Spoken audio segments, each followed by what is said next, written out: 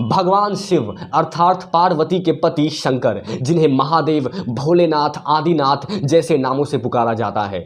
जिस तरह से ब्रह्मा जी इस सृष्टि के रचनाकार है और विष्णु जी पालक है, ठीक उसी क्रम में भगवान शिव इस सृष्टि के संहारक है। उनका रहन सहन, वेशभूषा विचित्र है। कैलाश पर्वत में रहने वाले देवों के देव महादेव से जुड़ी कई ऐसे रहस्य हैं जिन्हें शायद ही आप जानते होंगे। आज उन्हीं में से कुछ रहस्य हम आपसे इस वीडियो में शेयर करेंगे। तो चलिए शुरू करते हैं। दोस्तों, हम शिवरात्रि इसलिए मनाते हैं क्योंकि इस दिन शंकर और पार्वती की शादी हुई थी। शंकर भगवान की एक बहन भी थी, अमावरी, जिसे माता पार्वती की जिद पर खुद महादेव ने अपनी माया से बनाया था।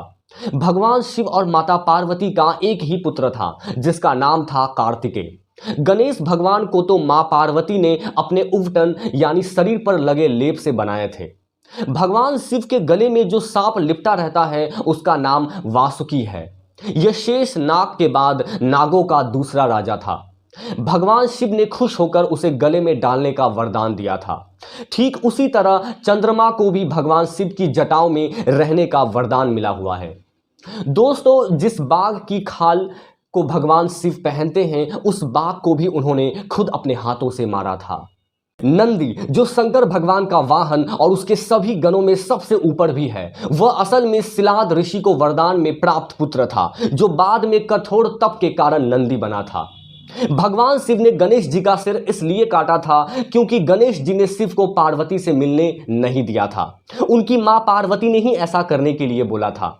दरअसल पार्वती ने उनको आदेश दिया था कि जब तक मैं स्नान कर रही हूं तब तक किसी को भी अंदर आने मत देना, और इसी वजह से शिव को गणेश ने अंदर जाने से रोका था। और दोस्तों, शंकर भगवान का शरीर नीला इसलिए पड़ा क्योंकि उन्होंने जहर पी लिया था। दरअसल समुद्र मंथन के समय 14 चीजें निकली थी। 13 चीजें तो असुरों और देवताओं ने आधी आधी बांट ली, लेकिन हलाहल नाम का विष लेने को कोई तैयार नहीं था। यह विष बहुत ही घातक था। इसकी एक बूंद भी धरती पर बड़ी तबाही मचा सकती थी। तब भगवान शिव ने इस विष को पिया था और इसी के बाद से उनका नाम पड़ा नीलकंठ। दोस्तों, शिव के 12 ज्योतिर्लिंग में शामिल है सोमनाथ, मल्लिकार्जुन, महाकालेश्वर, ओमकारेश्वर, बैजनाथ धाम, भीमशंकर, रामेश्वरम, नागेश्वर, विश्वनाथ जी, त्र्यंबकेश्वर, केदारनाथ और घृष्णेश्वर। ज्योतिर्लिंग की उत्पत्ति के संबंध में अनेकों मान्यताएं प्रचलित है।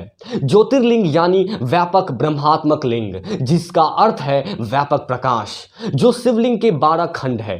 शिव पुराण के अनुसार ब्रह्म, माया, जीव, मन, बुद्धि, चित्त, अहंकार, आकाश, वायु, अग्नि, जल और पृथ्वी को ज्योतिर्लिंग या ज्योतिपिंड कहा जाता है। अगर दूसरी मान्यता की बात करें तो शिव पुराण के अनुसार प्राचीन काल में आकाश से ज्योतिपिंड पृथ्वी पर गिरे और उनसे थोड़ी देर के लिए प्रकाश फैल गया। इसी तरह के अनेकों उल्कापिंड आकाश से धरती पर गिरे थे। भारत में गिरे अनेकों पिंडों में से प्रमुख 12 पिंडों को ही ज्योतिर्लिंग में शामिल किया गया है।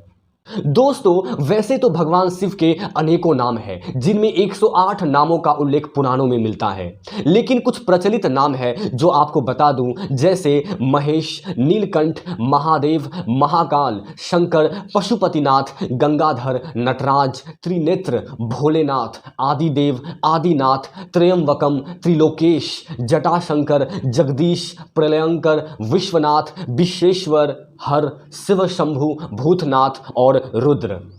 दोस्तों, शिव ने अपनी अर्धांगिनी पार्वती को मोक्ष हेतु अमरनाथ की गुफा में जो ज्ञान दिया, उस ज्ञान के आज कई सारे शाखाएं हो चली हैं।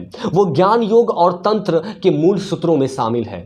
विज्ञान भैरव तंत्र एक ऐसा ग्रंथ है जिसमें भगवान शिव द्वारा पार्वती को बताए गए 112 ध्यान सूत्र का संकलन है। दोस्तों, शिव जी से जुड़ी प्रत्येक बात संपूर्ण मानव जाति के लिए एक संदेश और ज्ञान है। जैसे उनके शरीर पर वश्म, इसका अर्थ है कि मनुष्य की देह का जब अंत हो जाता है तो अंत में केवल वश्म ही रह जाता है और शरीर इस संसार से अदृश्य हो जाता है। वेदों में भी यही बताया गया है कि रुद्र अग्नि का प्रतीक है और अग्नि का कार्य है सब कुछ वश्म करना। तो दोस्तों, यही थे शिव जी से जुड़ी कुछ विशेष बातें। अगर ये वीडियो कंटेंट अच्छी लगी हो तो वीडियो को लाइक और शेयर जरूर करें और इसी तरह हमारे चैनल के साथ बने रहें।